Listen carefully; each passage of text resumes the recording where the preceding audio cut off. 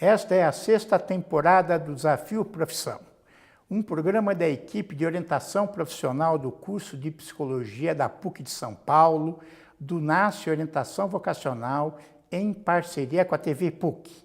Conversaremos agora sobre a fisioterapia no aspecto do tratamento da dor. E está aqui para nos auxiliar o Fábio Renovato França, que é graduado em fisioterapia pela Universidade Federal de São Carlos, conhecida como UFSCar, mestre em Ciências da Reabilitação pela USP e doutor em Ciências e Fisiopatologia Experimental pela USP. É professor e coordenador de do curso de Fisioterapia da PUC de São Paulo.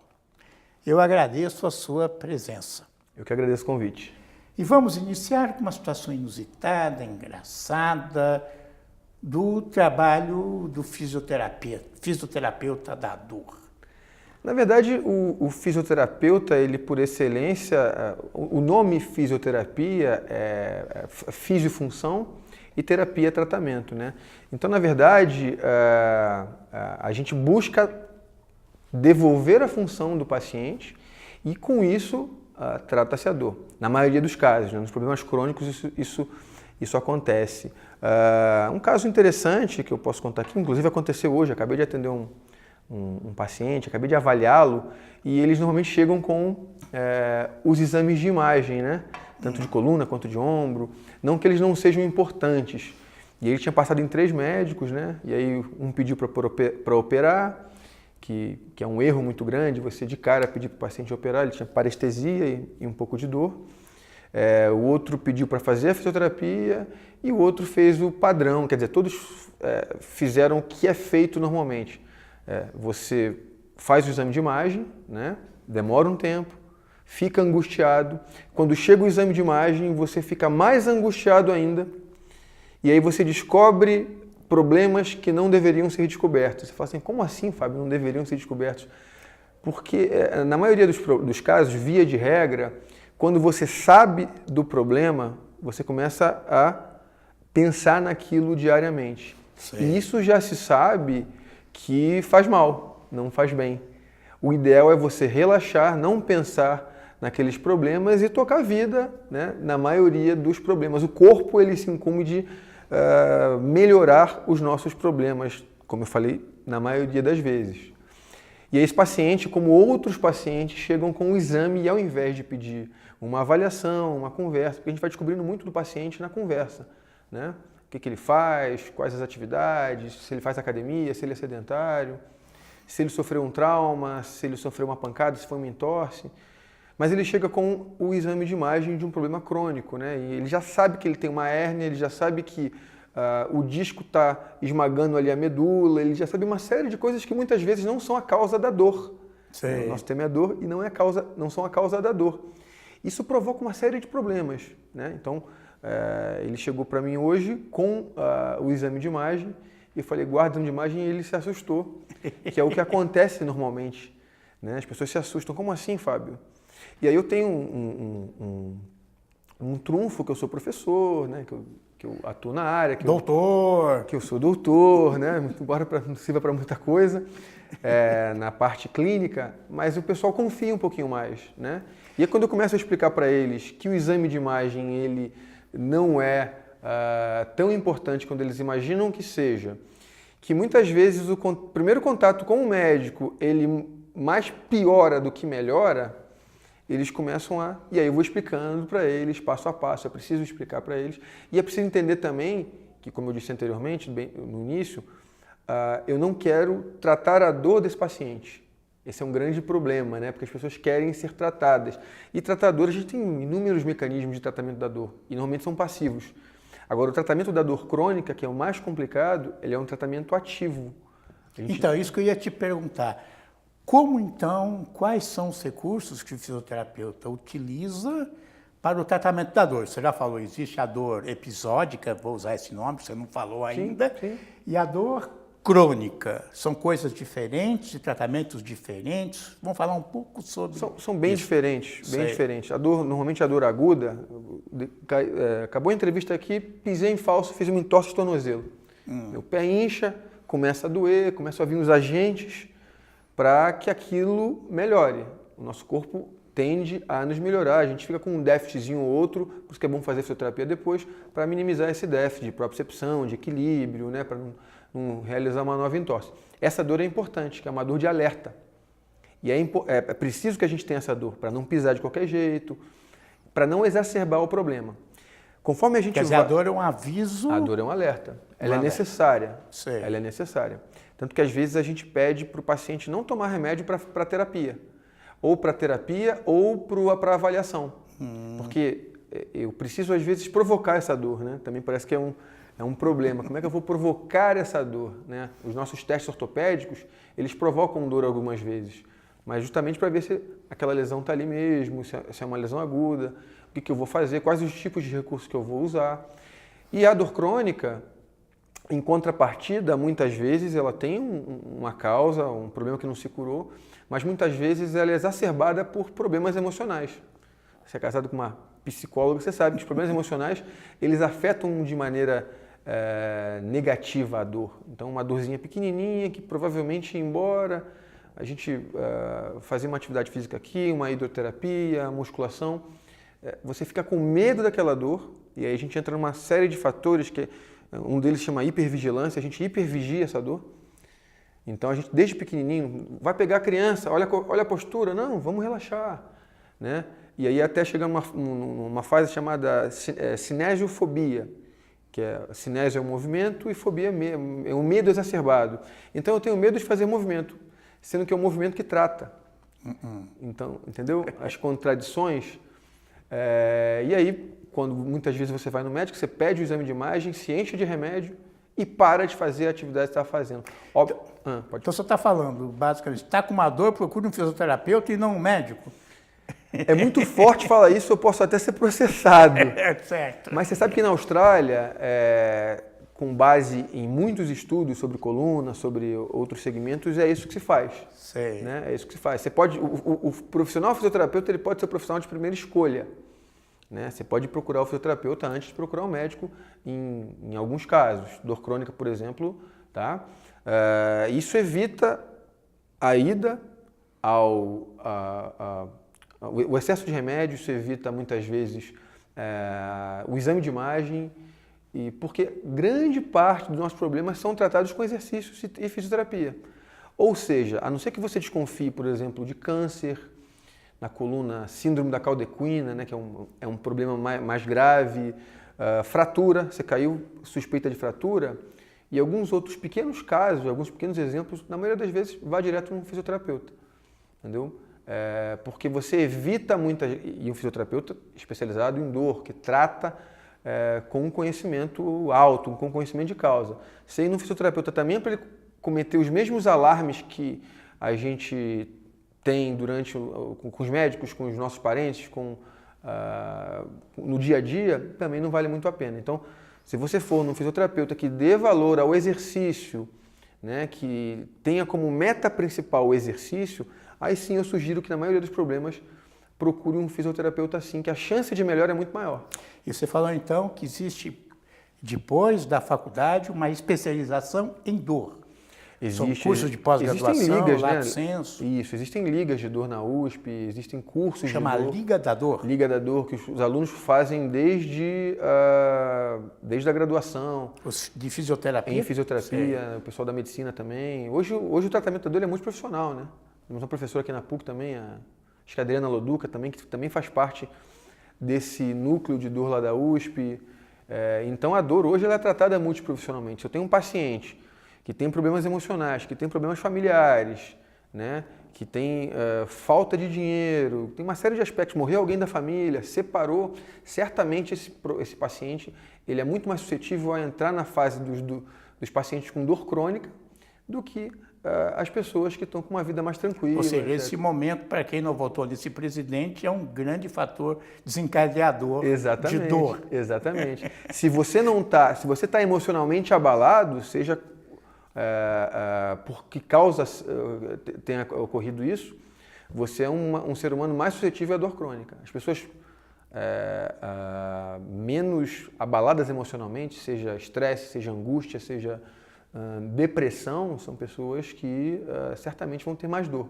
Acho que tem essas características, né? Então, você falou que realmente para tratar dor tem que ser uma equipe multidisciplinar, que envolve no mínimo um médico, um psicólogo e um fisioterapeuta.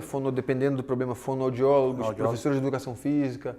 Enfim, você começa com diagnóstico até passando por tratamentos mais passivos. A gente pode falar dos equipamentos que ele me perguntou, mas eu enrolei, depois eu volto. Imagina. Até chegar, por exemplo, acabei de indicar um paciente para o Pilates ou para a musculação. Né? Então, normalmente eu faço isso. É um paciente que chega, muitas vezes, se ele for um atleta, provavelmente a gente vai fazer todos os protocolos para que ele volte para a atividade física dele, né? Até chegar no gesto esportivo, preparação para o retorno ao esporte, etc. Se é um paciente sedentário, eu faço o tratamento necessário, a gente faz o tratamento necessário, e a ideia é fazer com que ele pratique alguma atividade. Ah, mas eu não gosto de musculação, que é um dos melhores tratamentos hoje, né, no mundo para o envelhecimento, para as dores crônicas. Não gosto, vamos para a piscina, vamos para o Pilates, vamos caminhar. Alguma coisa você vai fazer. Eu faço isso com a minha mãe, por exemplo. Minha mãe tem algumas dores, eu falo, mãe, vai fazer atividade física. De fato, quando ela faz atividade física, as dores vão embora. Por quê? Porque ela já não tem mais a crença de que o movimento vai causar dor e ela tem a certeza de que o exercício vai tratar a dor dela. Entendeu? Então, sob esse aspecto, a multiprofissionalidade é muito importante e também é importante que todos os profissionais de saúde tenham em mente que o foco é o exercício. E quando você manda alguém para uma academia fazer musculação, você manda um laudo dizendo o que pode, o que não normalmente, pode? Por exemplo, um paciente que tem uma lesão de manguito rotador, né, que tem uma síndrome do impacto. Né? Então, síndrome do impacto é uma impactação aqui nessas estruturas da escápula. O ombro por excesso de movimento, por envelhecimento, diminuição do espaço, por má movimentação, uma biomecânica modificada, por problemas na escápula, por problemas de postura. Tem uma série de fatores que causam movimentos excessivos, atletas, jogadores de vôlei que abduzem muito o ombro acima de 90 graus. E aí tem planos, por exemplo, que você agride menos o seu ombro. Então, eu não entro no trabalho do professor de educação física, mas eu peço para que eles evitem alguns exercícios. Entendeu? Por exemplo, quem tem hernia de disco com dor aguda, eu peço para que ele não salte no mesmo lugar. Mas muitos pacientes podem correr. Saiu um trabalho agora mostrando que a corrida, não na esteira, mas a corrida na rua, mesmo em terrenos irregulares, ela melhora a qualidade do disco intervertebral. Ao contrário do que se pensava, né? A gente achava... E fica o impacto... Esse impacto, ao invés de causar, de prejudicar, melhora a qualidade do disco, porque você nutre mais. E o disco, ele se alimenta por nutrição de movimento, não tem muito sangue ali, né? Então, ao contrário do que se pensava, a gente pedia para o paciente que fazia corrida e sentia dor parar. Hoje não. Hoje é muito mais relativo. Eu prefiro que ele corra na rua do que ele fique sentado no escritório. Entendeu? E também corra na rua, porque sentado no escritório você nem recebe se ele não sentar no escritório. Isso, precisa trabalhar, precisa ganhar dinheiro, né? Claro. Mas ele mescle, né? Ele mescle, mas sempre voltado para a atividade física, sempre voltado para melhora dos aspectos emocionais, essa é a ideia. E quando a pessoa está na crise de uma hérnia, né? Quer dizer, eu já tive, então posso testemunhar, eu não conseguia andar. Sim. Né? A fisioterapia tem mecanismos para... Sim, tirar o paciente da crise... Aí é uma fisioterapia que você falou passiva, um tratamento... Isso, normalmente na crise o tratamento é passivo. Então você vê que as diferenças, na crise eu tenho o quê? Processo inflamatório, inflamação aguda, então os agentes algogênicos estão ali para doer mesmo de fato, você não se mexer. Entendeu? Ainda mais quando você tem a sua perna paralisa, você tem diminuição de sensibilidade, algo está acontecendo para você não mexer. E aí o fisioterapeuta ele vai fazer o quê? Aí você passando para o médico e o fisioterapeuta no tratamento agudo, eles vão aliviar os sintomas, tá? Pode ser que dali não volte mais. A gente tem muitas pessoas que tiveram crise e nunca mais tiveram nada. Né? Então tem que tomar cuidado com isso também. Tive uma crise, vamos tratar, vamos melhorar, volta para a sua atividade, tudo bem? Tá legal? Esquece e vamos embora. O problema é que a gente começa a ficar pensando naquilo por muito tempo. E a crise a gente tem várias técnicas para tirar. Tem agentes elétricos. São choquinhos São chamados. choques, né, que são muito bons para isso. Eu uso muito pouco na minha clínica os choques. Sim. Tem os tratamentos, a quiropraxia, os tratamentos de mobilização intraarticular, que você movimenta a coluna, a liberação neural também. Em casos agudos é muito difícil a gente mexer no nervo, porque a chance de piorar é maior. Tem alguns tratamentos muito interessantes também, com agulhas, não são as acupuntura, não é a acupuntura. É um tratamento novo que chegou no Brasil agora, há pouco tempo, tem 10 anos no máximo, chama agulhamento a seco. Que inclusive nosso aluno aqui da PUC, ele aprende na graduação. Que você agulha os pontos de tensão, que podem muitas vezes estar comprimindo uma passagem de um nervo ciático, por exemplo, ou os nervos aqui do braço, e aí você consegue evoluir a partir disso.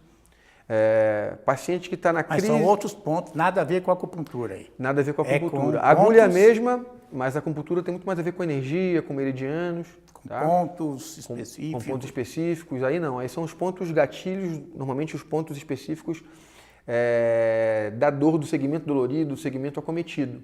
Então a gente enfia a agulha ali, procura o ponto de tensão, né? E aí você deixa a agulha ali, tem alguns protocolos específicos, e aí a gente faz um tratamento combinado com liberação miofascial. Com o quê? Liberação miofascial. Você pega a fáscia, que é aquele branquinho da carne, quando você vai comprar uma carne no açougue. Não tem um branquinho ali? Ó, tem em cima, tem. Aqui em cima. Aquilo uma é a fáscia. película. Uma película que reveste o músculo, que reveste o epineuro. E a gente normalmente tenta afastar, porque ela está em tensão também, né? Então são tratamentos combinados. A gente trata as fibras profundas com agulha ou superficiais, né? A gente tem que saber também a diferença de tratar músculos posturais de músculos de movimento, né? E na fase aguda é basicamente isso, são tratamentos passivos.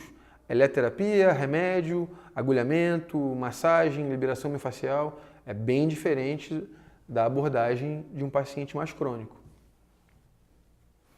E no passivo, quer dizer, você já falou, como é que você falou? De elétrico? Eletroterapia. Eletroterapia. Que outros recursos ele usa? Manipulação? A manipulação na fisioterapia é o CREC, né? Que são tratamentos articulares. Muitas vezes na fase aguda não dá para fazer. Né? Não sei se você já foi num quiropata, né? Um cara que pega o seu pescoço, pum, pum. Aí você fica com medo num primeiro momento. Tem que fazer alguns testes, né? Para não machucar demais ou para até evitar casos de morte. Mas um bom terapeuta que consiga manipular, que consiga fazer ele tem uma ferramenta muito grande na mão. Eu falo isso para os meus alunos, né? Que eles já conseguem, hoje no segundo ano, já conseguem manipular as vértebras, as articulações, já conseguem mobilizar. E isso é um baita avanço em termos de terapia, né? Mas depois de tudo isso, você dá uma olhada no exame de imagem ou não é necessário? Eu dou a olhada no exame de imagem muito mais para satisfazer o paciente do que de fato necessidade. Sei. Entendeu? Há muito pouca necessidade. É óbvio que eu olho, entendeu? Tá. Por exemplo, se eu desconfio de uma fratura, o exame de imagem é extremamente necessário. O raio-x, muitas vezes a ressonância, a tomografia, mas em dores crônicas, né, em que o paciente já passou e descartou câncer, descartou... Quer dizer, dor crônica, o cara já tem o diagnóstico. Já tem. Eu, por exemplo, tenho hérnia, tive uma crise, né? Na crise eu procurei um médico, e aí, lógico, a primeira indicação é fazer uma ressonância, né? Mas depois nunca mais fiz. Isso. Então, no teu caso, você teve uma crise, vamos focar no teu caso que é bem interessante.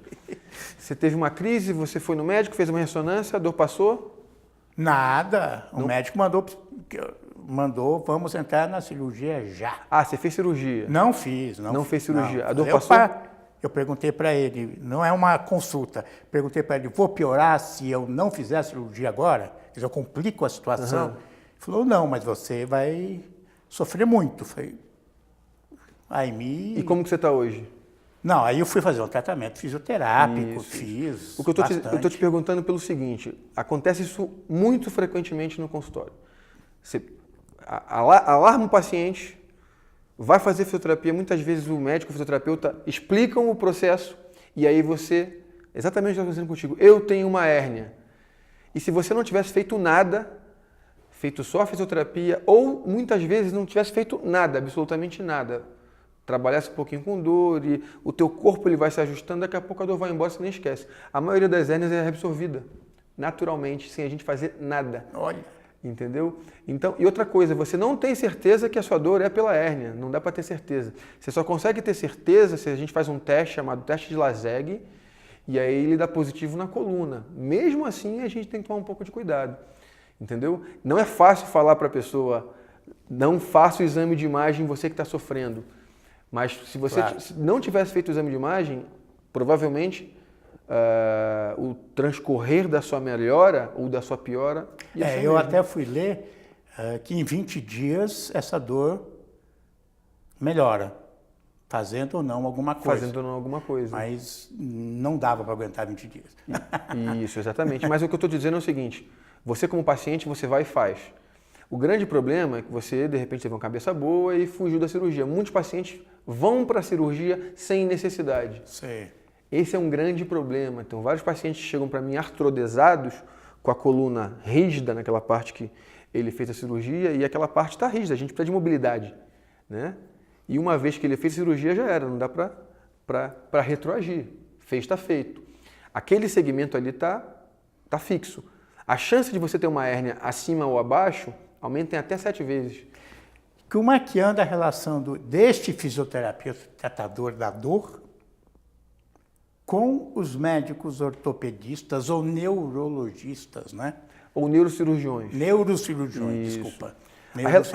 Então vai depender muito da formação do médico, né? Tem os médicos em Campinas que são médicos que tratam a dor também. Tem até uma entrevista muito interessante que ele fala exatamente isso. A gente chega até um limite. A partir desse limite é o fisioterapeuta que vai atuar. Entendeu? Então o tratamento fisioterapêutico é o fisioterapeuta que vai fazer. Muitos médicos prescrevem tratamento. Isso atrapalha muito o nosso problema, a evolução do tratamento. Claro. Porque quando ele prescreve, ele muitas vezes, como não entende muito de reabilitação, ele pede o que não se deve fazer. Existem médicos especialistas em dor. Sim, né? Hoje sim. é uma especialidade. Sim. Deixa eu fazer uma pergunta. Bom, a população está envelhecendo, portanto, as dores aumentando. Como é que está o mercado de trabalho para este fisioterapeuta? Como é que você avalia isso? Tem um aluno de mestrado agora, da gerontologia, que acabou de fazer um trabalho multicêntrico e avaliou mais ou menos 600 idosos, né? Andou aí pelos centros que encontrasse mais idosos e acabamos fechando com mais ou menos 600 e poucos idosos, é um número muito alto. E aí a gente buscava, embora esse trabalho não tenha sido publicado ainda, mas a nossa busca era idosos com dor lombar ou cervical. Para nosso espanto, o número foi muito alto. Mais de 60% das pessoas com mais de 65 anos apresentam dor lombar ou crônica ou com recidivas muito altas, uma frequência muito alta de recidiva. E uma outra característica também que a gente foi além, né, que esse trabalho foi desenvolvido em vários lugares do Brasil, perguntando se esse paciente ou se esse sujeito tinha medo do exercício. E também um número alto de pessoas que associavam, sim, dor a exercício. E outros acreditavam que tais movimentos piorariam a dor. Então, o que acontece? É muito legal, é uma fila muito grande, é um grupo muito grande. O brasileiro está envelhecendo, né, tá envelhecendo mais e as doenças osteomioarticulares vão acompanhar, não tem jeito. A grande questão é quais os tipos de políticas que a gente tem para esse grupo de pessoas. Né? Exercício, muito pouco. Né? E aí a gente sabe que, para meu espanto, como eu disse, houve um número muito alto de pacientes e a gente focou só na dor lombar. Tá? Obviamente tem joelho, tem as artroses de joelhos, tem as coxoartroses, tem as doenças incapacitantes, né? Mas tem emprego a partir dessa constatação? Quer dizer, o SUS contrata, as clínicas particulares estão recebendo mais para esses tratamentos? Pra você ter uma ideia, na minha clínica, 60% dos pacientes são acima de 65. Sei. Entendeu? A gente tem disciplinas aqui na fisioterapia, acho que geral, disciplinas voltadas para a gerontologia. Tem estágios voltados para a gerontologia. Então, cada vez mais o fisioterapeuta está especializado nessa área. Atender idoso hoje é uma constante. A gente tem que saber muito bem a biomecânica, a ortopedia e as características específicas da idade. Então, como eu falei, a minha clínica, e essas doenças degenerativas acontecem muito mais a partir dos 65 anos. Então, o fisioterapeuta que negligenciar o tratamento para essas pessoas vai perder mercado, vai perder não só na sua clínica, no hospital, como também no SUS, né, nas redes. Mas tem concurso? Na verdade, tem concurso, tem especificidades, então tem até isso cresceu tanto que, até para fisioterapeutas, né, tem cursos de gerontologia crescendo, cursos específicos, graduações em gerontologia. A gente tem na UFSCar, tem uma graduação lá, tem aqui na USP Leste, entendeu? A USP tem graduação. Tem graduação, na UFSCar também. Tem aqui acabou a pós-graduação aqui na PUC? Aqui acabou, mas ela está se repaginando. Sei. Entendeu? Porque aqui não é uma pós mais voltada para a clínica, né? As outras sim, tem a parte mais clínica muito forte. Então, para você ter uma ideia, é tão importante entender de gerontologia que já não é mais uma especialidade da fisioterapia, né? Ou da medicina. Ela está virando um curso específico. Para arquitetos, sociólogos, psicólogos. Para todo mundo. Educadores. Para todo mundo, chega ali e dá um pitaco. Turismo. Eu dei aula agora para uma aluna design de interiores, fazendo o mestrado em gerontologia. Então, saber lidar com as doenças musculoesqueléticas no idoso é muito importante por conta da necessidade, né? Estamos envelhecendo sedentário, esse é um grande problema. Então, temos tratamento de dor públicos específicos, o idoso e o atleta, fora outros, isso? É isso? Qual foi o início da pergunta, desculpa? O público preferencial, tratamento da dor? Não. Não, tem outros? Não, o meu público grande da clínica são adultos jovens, né? O trabalho, ele causa muito problema. Digitadores, quando você digita levantando o ombro, professores, né, que em fase de estresse, alunos com 20 anos também em fase de estresse, aumenta muito a dor. Então a dor é multifatorial, né? A definição de dor ela não é só sensorial, ela é sensorial e é uma sensação desagradável, sensorial e emocional. Emocional. Eu agradeço as suas contribuições e até o próximo Desafio Profissão.